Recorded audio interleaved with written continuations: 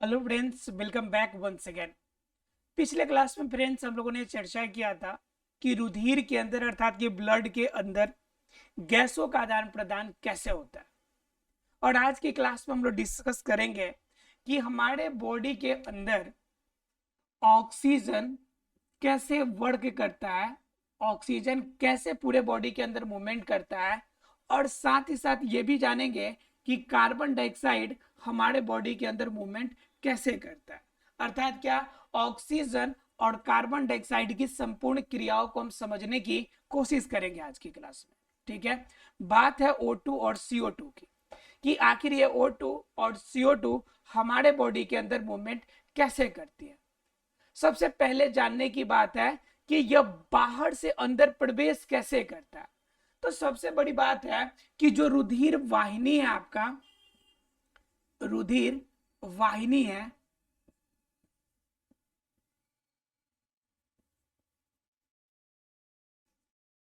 रुधिर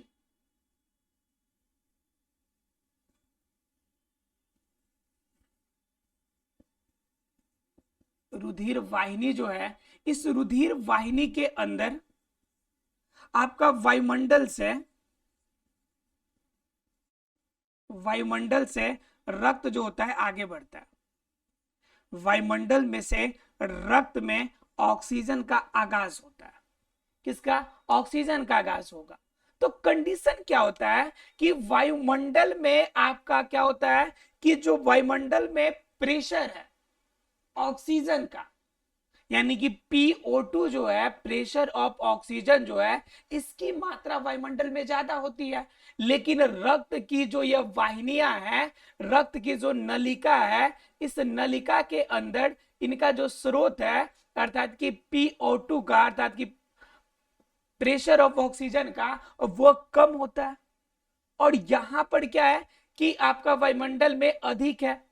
तो क्या कंडीशन उत्पन्न होता है कि ये ऑक्सीजन अधिक से कम की तरफ हो जाएगा। हमने आपको बताया था कि विसरण क्रिया का मतलब होता है अधिक सघनता से कम की तरफ हो जाना, या सीधे शब्दों में कहे अधिक से कम में प्रवाहित होना। तो यहाँ पे प्रेशर ऑफ ऑक्सीजन वायुमंडल का ज्यादा है और प्रेशर ऑफ ऑक्सीजन रक्त नलिका का कम है। तो उस कंडीशन में ऑक्सीजन रक्त नलिका में प्रवेश करेगा ना जी, करेगा।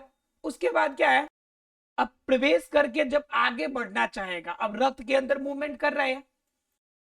देखिए, जब ये अंदर जाएगा तो अंदर जाने के बाद कंडीशन आपकी दो पैदा होती है। कौन सा? एक तो होता है आपका फेफड़े का कंडीशन, एक क्या होता है आपका फेफड़ा का कंडीशन। और फेफड़ा में आपका O2 भी है और CO2 भी है। और दूसरा आपका रक्त नलिका, इसका कंडीशन। तो फेफड़े के अंदर की अगर बात कीजिएगा, अर्थात कि एलोविलाई की अगर बात कीजिएगा, तो उस समय ऑक्सीजन की मात्रा का प्रेशर जो होता है वो ज्यादा होता है, 100 mmHg होता है। लेकिन अगर बात करिएगा कार्बन डाइऑक्साइड की, तो ये सिर्फ कितना होता है, 40 mmHg होता है। अर्थात फेफड़े की बात का मतलब हो गया कि इसके वायु कोष्ठ में, कहां पे भाई, तो इसके वायु कोष्ठ अर्थात कि एलोविलाई में कितने होते हैं, तो यहां पे ऑक्सीजन का प्रेशर ज्यादा और कार्बन डाइऑक्साइड का प्रेशर कम होता है।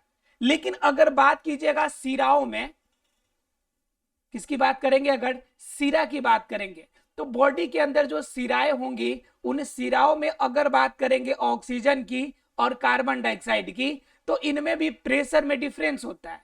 ऑक्सीजन का डिफरेंस, ऑक्सीजन में कितना होता है, तो इसकी आपकी जो प्रेशर होगी 40 mmHg होगी, जबकि आपका कार्बन डाइऑक्साइड का जो होगा वो होगा आपका 46 mmHg।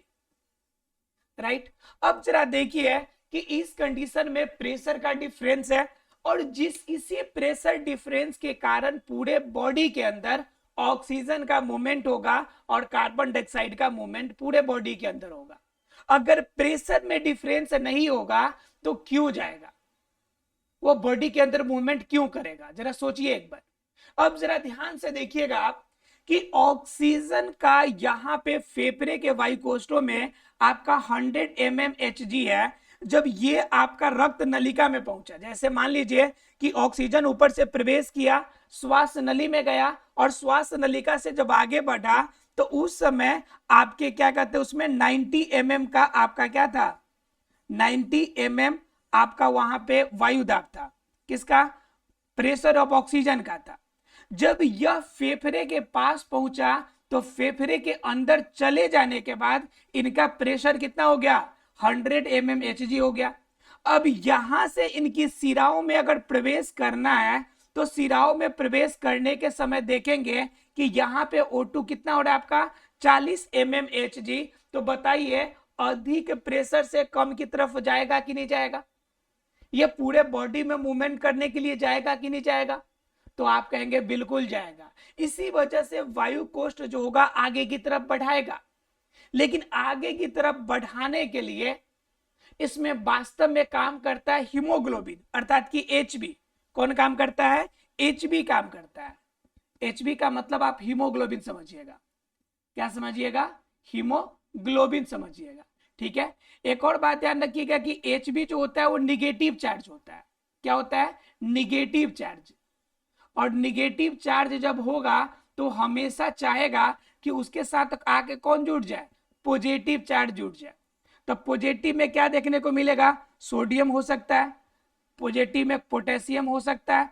तो ये सभी अगर जहां भी मिलेगा हीमोग्लोबिन के साथ बहुत जल्दी रिएक्शन कर लेगा, ठीक है, क्योंकि आपका हीमोग्लोबिन क्या है, निगेटिव चार्ज होता है। क्लियर, एग्जाम में क्वेश्चंस बहुत बार पूछा गया है कि बताइए जो हमारे बॉडी के अंदर हीमोग्लोबिन है उस पर कौन सा चार्ज होता है, पॉजिटिव चार्ज, निगेटिव चार्ज या चार्जलेस होता है। तो याद रखिएगा कि हीमोग्लोबिन जो होगा निगेटिवली चार्ज होगा, राइट। तो देखिए अब हीमोग्लोबिन का रोल होता है कि इसको पकड़ के ले जाएगा।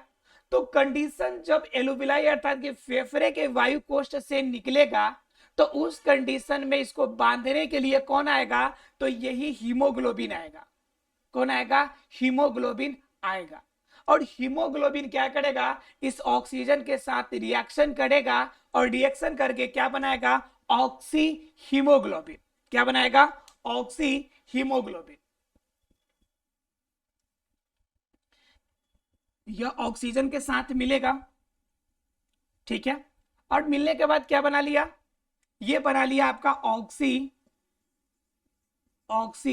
हीमोग्लोबिन बना लिया, ऑक्सी हीमोग्लोबिन बना लिया। अब यह ऑक्सी हीमोग्लोबिन बनाने के पीछे क्या रीजन है, हीमोग्लोबिन के अंदर फेरस है, ठीक है। और फेरस जो होगा यह फेरस क्या करेगा, ऑक्सीजन से के साथ रिएक्शन करेगा। अब ऑक्सीजन के साथ रिएक्शन करने का मतलब है कि एक आपका जो फेरस होगा, एक जो फेरस होगा वह क्या करेगा, यह ऑक्सीजन के 4 अणु को अपने अंदर ले सकता है। तो दरअसल होता क्या है कि ऑक्सीजन फेरस के साथ अर्थात हीमोग्लोबिन के साथ तब तक इसमें जाता है जब तक पूरी तरह से आपका फेरस संतृप्त न हो जाए। क्या कर रहा है कि ऑक्सीजन तब तक हीमोग्लोबिन में जाके मिलता रहेगा जब तक हीमोग्लोबिन पूरी तरह से क्या नहीं हो जाए, संतृप्त न हो जाए। जब हीमोग्लोबिन संतृप्त होगा तो उसी पार्ट को हम कहते हैं विघटन चक्र। क्या कहते हैं, विघटन चक्र। क्योंकि ये पूरी डिपेंड करेगी किसके, हीमोग्लोबिन के संतृप्तता पर। और संतृप्तता का मतलब होता है कि पूरी तरह से आपका विलीन हो जाना, मतलब पूरी तरह से। संतृप्त का मतलब क्या होता है, तृप्ति हो जाना, संतुष्टि हो जाना, मतलब जितना चाहिए उतना मिल जाए। तो जितना ऑक्सीजन चाहिए आपका फेरस को उतना अगर मिल जाए तो फिर क्या बात है, कोई दिक्कत ही नहीं है। तो कंडीशन आपकी क्या होगी, यही कंडीशन होगी कि आपकी क्या होगी, ऑक्सीजन जो होगी फेरस के साथ आपकी जाने की। और फेरस जब अंदर चला जाएगा, फेरस के पास जब ऑक्सीजन चला जाएगा तो यह कंडीशन कहलाता है विघटन चक्र। क्या कहलाता है भाई, तो इसी को हम कहते हैं विघटन चक्र। विघटन चक्र। एग्जाम में क्वेश्चन आता है कि बताइए विघटन चक्र किस पर डिपेंड करता है। तो यह अधिकृत रूप से जो डिपेंडेंस होगी वो ऑक्सीजन की संतृप्तता पर डिपेंड करती है कि कितना ज्यादा ऑक्सीजन जाके हीमोग्लोबिन में आपका मिलेगी। और इस विघटन क्रिया को हम क्या कहेंगे, अब विघटन चक्र हो गया और यहाँ पे क्या हो गया कि ऑक्सीजन आपका निकल के सिराओं में प्रवेश करने लगा। विघटन चक्र हुआ, ऑक्सी हीमोग्लोबिन बनाया। ऑक्सी हीमोग्लोबिन से क्या हो गया कि फेफड़ा से सिराओं में आगे की तरफ बढ़ना शुरू हुआ। अब ये क्या हो रही है, सिराओं में मूव कर रही है। और सिराओं में मूव करने का मतलब है कि सिराओं में आपका क्या हो गया कि 40 mm Hg, मतलब कि पाड़ा का 40 mm आपका क्या है, यहां पर आपकी प्रेशर आपको देखने को मिल रही है ऑक्सीजन की, राइट। लेकिन जब इसके अंदर सिर्फ ऑक्सीजन की अगर बात करेंगे, ठीक है, तो ऑक्सीजन जब यहां से निकलेगी उस कंडीशन में, जब ऑक्सीजन इनसे निकलेगी, अब देखिए ये बात कर रहे हैं हम सीरा की, यह कंडीशन है। अगर वहीं पे सीरा के बाद अगर धमनी का देखें, हम धमनी का देखें तो धमनी का क्या कंडीशन है कि धमनी में ऑक्सीजन जो होगा वह 90 mm होगा। और पाड़ा के लिए हम Hg लिख लिए, यानी पाड़ा के 90 mm। और कार्बन डाइऑक्साइड की बात कीजिएगा यहाँ पे, तो ये कितना हो जाएगा, ये इसमें सेम रहेगा 40 mm Hg ही रहेगा, पाड़ा का 40 mm। और उसके बाद क्या कंडीशन अगर देखिएगा किसके, धमनी के बाद मान लीजिए कि अगर उत्तक का देखिएगा, उत्तक का, तो उत्तक के कंडीशन में जो ऑक्सीजन होगा तो ऑक्सीजन का कितना हो जाएगा 35 mm Hg, ठीक है। और यहां पे बात कीजिएगा कार्बन डाइऑक्साइड का, तो कार्बन डाइऑक्साइड का कितना हो जाएगा, ये होगा आपका 46 mm Hg। अब जरा ध्यान से समझिए कि अब यहाँ पे जब यहाँ पे देखिए फेफड़ा से कहां पहुंचा, सिराओं में पहुंचा, लेकिन जो धमनी में मूव कर रही है हमारी ऑक्सीजन, वो ऑक्सीजन जब 90 mm है और उसके बगल में उत्तक है, उत्तक में 35 mm Hg है, तो बताइए कि ऑक्सीजन का मूवमेंट अब कहां पे होगा, तो ऑक्सीजन का मूवमेंट अब सीधे उत्तकों में होगा। कहां पे होगा, उत्तक में होगा। हमने आपको बताया पूरी प्रेशर की खेल है, तो बात कहां से होगी कि 90 mm यहाँ पे दिख रही है, तब ये ऑक्सीजन कहां मूवमेंट कर लेगी, उत्तकों में मूवमेंट करती है। और उत्तक में जब ये चली जाएगी तो उत्तक में जाने के बाद क्या करेगी, कोशिकाओं को देगी। उत्तक में जाएगा तब ना कोशिका में पहुंचे, ठीक है। तो इसमें क्या होगी, उत्तक से आपका धमनी से उत्तक में आ जाएगी। और कंडीशन यहां पर ठीक इसका उल्टा देखिएगा, तो यहाँ पे कार्बन डाइऑक्साइड ज्यादा है और आपका प्रेशर यहाँ पे ज्यादा है और यहाँ पे कम है। तो बताइए कि उत्तक से कार्बन डाइऑक्साइड निकल के किधर जाने वाली है, धमनी की तरफ जाने वाली है। तो बात यही होता है कि एक तरफ अगर प्रेशर ज्यादा है तो ज्यादा से कम की तरफ जाएगा, और जहां पे फिर दूसरे तरफ ज्यादा है तो ज्यादा से कम की तरफ जाएगा। तो कंडीशन ये है कि ऑक्सीजन अगर उत्तक के अंदर प्रवेश कर रहा है तो इसका मतलब है कि कार्बन डाइऑक्साइड इसमें से निकल रहा है, और फिर अगर कहीं कार्बन डाइऑक्साइड इन कर रहा है तो फिर समझिए कि ऑक्सीजन निकल रहा है। तो यह कंडीशन इम्बैलेंस होता है। मतलब क्या कि एक स्थिति में एक ही का प्रेशर एक में ज्यादा और एक में कम होगा। जैसे मान लीजिए यहाँ पे 90 है और इसका 40 है, तो दोनों में प्रेशर का डिफरेंस है ना जी, और इसी प्रेशर डिफरेंस के कारण आगे आपका चेंजेज हो रहा है। यहाँ पे 46 है तो बढ़ के कार्बन डाइऑक्साइड धमनियों में आ जा रहा है, और यहाँ से धमनी से निकल के उत्तकों में जा रहा है। और उत्तक के बाद कहाँ चला जाएगा, ये जब इसकी बढ़ जाएगी इसमें तो उत्तकों के बाद ये कहाँ पहुंचेगा, तो कोशिकाओं में पहुंचेगा।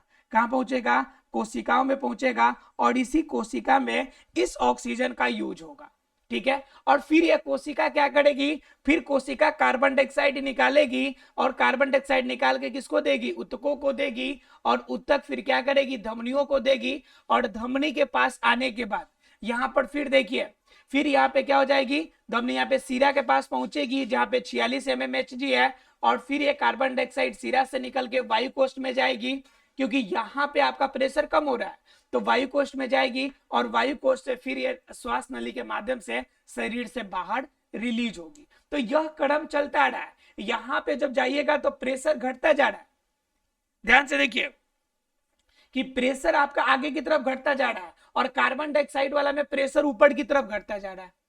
तो प्रेशर जहां नीचे की तरफ घटता जा रहा है तो नीचे बढ़ता जाएगा ना जी। यहाँ पे फेफड़ा, फेफड़ा से सिरा में आया, यहाँ पे धमनी, धमनी से उत्तक में, उत्तक से कोशिकाओं में गया। और यहाँ पे कार्बन डाइऑक्साइड का देखिए, कोशिका, कोशिका से फिर उत्तक में गया, क्योंकि यहाँ पे 46 है, फिर धमनी में, फिर यहाँ पे सीरा है, सीरा से वायु कोष्ठ में, वायु कोष्ठ से कहाँ पे, शरीर से बाहर। तो ये क्रियाएं पूरी आपकी उत्तकों पे और कोशिकाओं के पूरी प्रेशर पे डिपेंड करती है कि ऑक्सीजन का प्रेशर कहाँ पे ज्यादा है और कहाँ पे कम है। ठीक है, अब क्या होती है कि ये तो बात थी सिर्फ ऑक्सीजन की, अब होती है क्या कार्बन डाइऑक्साइड की बात।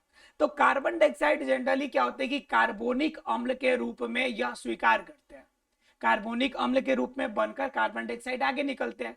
कुछ तो यानी समझिए कि जितना कार्बन डाइऑक्साइड निकलता है उसका लगभग 10 से 20% सीधे कार्बन डाइऑक्साइड के रूप में शरीर से बाहर निकलता है या अन्य माध्यमों से निकलता है। बाकी 80% लगभग जो होंगे वह कार्बोनिक अम्लों के रूप में बाहर निकलते हैं। तो कार्बोनिक अम्ल का मतलब क्या हो गया कि HCO3 कार्बोनिक अम्ल के रूप में बनेगा ये, या फिर आप क्या करेगा, या फिर इसके साथ पोटेशियम मिलेगा तो पोटेशियम बाइकार्बोनेट बनाएगा हीमोग्लोबिन के साथ मिलकर।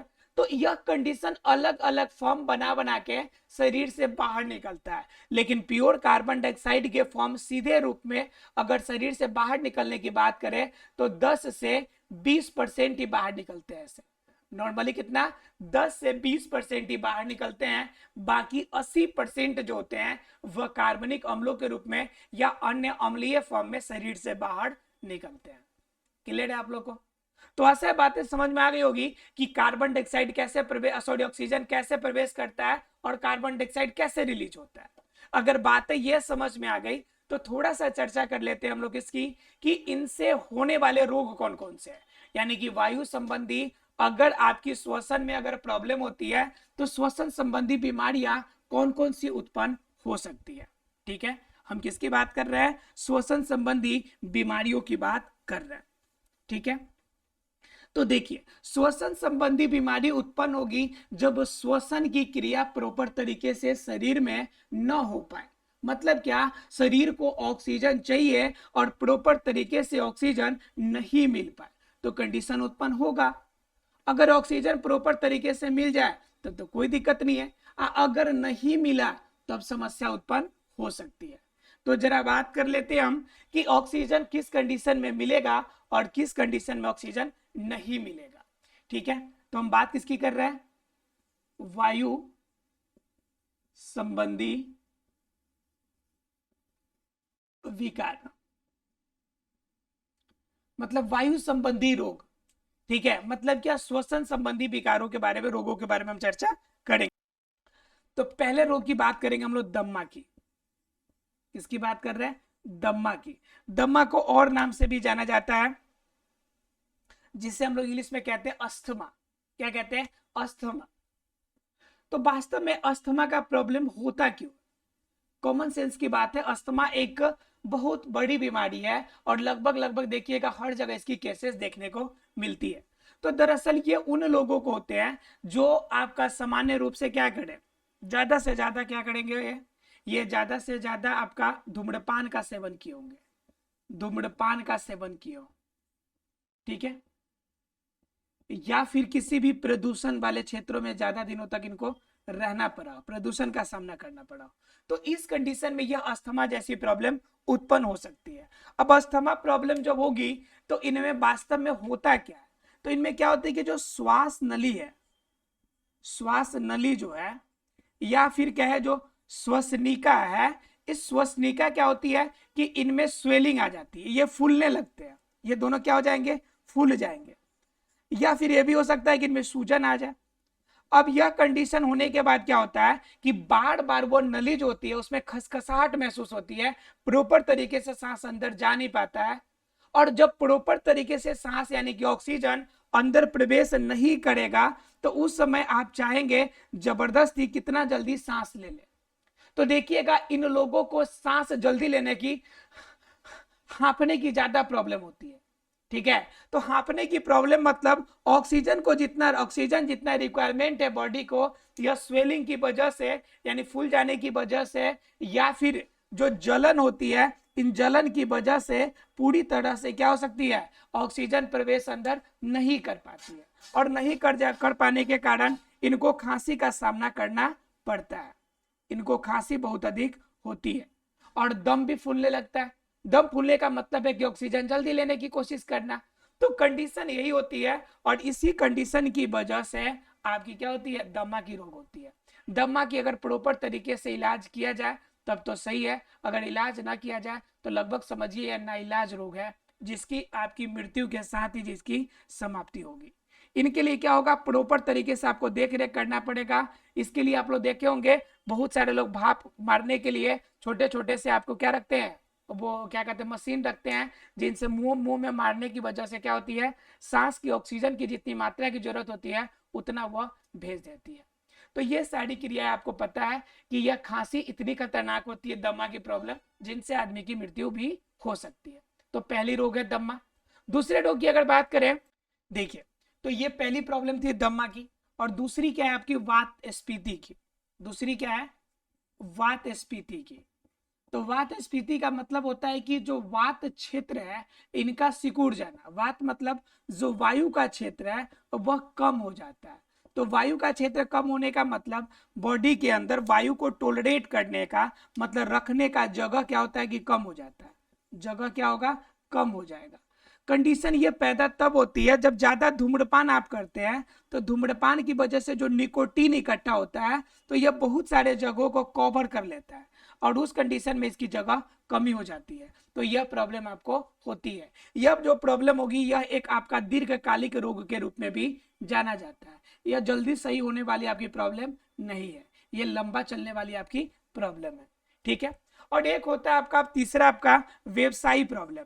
ठीक है। तो व्यवसायी रोग का मतलब होता है कि व्यवसायी आपकी जितने भी, जैसे मान लीजिए पत्थर तोड़ने का काम हुआ, पत्थर तोड़ने वाले, ठीक है, तो नाकों में बार बार उसके क्या होते हैं, धूलकण जाते हैं। या फिर हम बात कर ले किसकी, पत्थर तोड़ने वाले, या फिर जो मतलब तंबाकू फैक्ट्री में काम करते हैं, या फिर तंबाकू फैक्ट्री में जो काम करते हो, टोबैको फैक्ट्री में काम करते हो, या फिर किसकी फैक्ट्री में काम करते हो, पत्थर तोड़ना, चाहे आपका तंबाकू वाला हो गया, और कहाँ, और कहाँ पे काम करते होंगे, पत्थर तोड़ने वाले, टोबैको वाले, या फिर आपका सीमेंट फैक्ट्री में काम करते हो। मतलब जहां पे आपका गंदे आपके धूल कण अंदर प्रवेश कर रहा है उन सभी क्षेत्रों में काम करने वाले हो, तो व्यवसायी आपकी वात संबंधी बीमारी हो जाती है। तो ये तीन बीमारियां ज्यादा महत्वपूर्ण है जिनके बारे में हमने चर्चा किया। तो फ्रेंड्स, आशा है फ्रेंड्स कि ये चैप्टर क्लियर हो गया होगा, श्वसन संबंधी, और सारी प्रॉब्लम आपको क्लियर हो गई होगी। मिलते हैं अगले क्लास में अगले चैप्टर के साथ, तब तक के लिए thank you very much friends.